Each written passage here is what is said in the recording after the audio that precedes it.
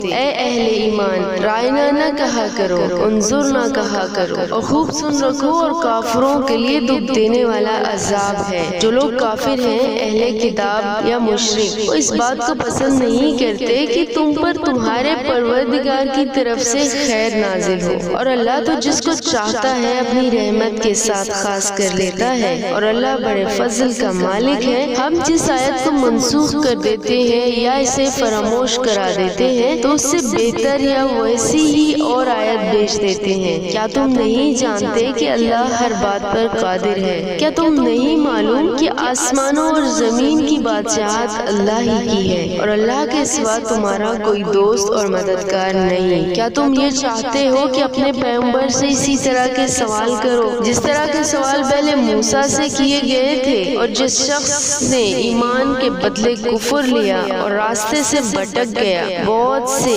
अहले किताब अपने दिल की जलन से ये चाहते हैं कि ईमान ला चुकने के बाद तुमको फिर काफिर बना दे। हालांकि इन पर हक बात जाहिर हो चुका है, तो तुम माफ कर दो और दरगुजर करो यहाँ तक कि अल्लाह अपना हुक्म भेजे। बेशक अल्लाह हर चीज पर कादिर है। और नमाज अता करते रहो और ज़कात देते रहो, और जो भलाई अपने लिए आगे बेच चुकोगे इसको अल्लाह के यहाँ पालोगे। कुछ शक नहीं कि अल्लाह तुम्हारे सब कामों को देख रहा है।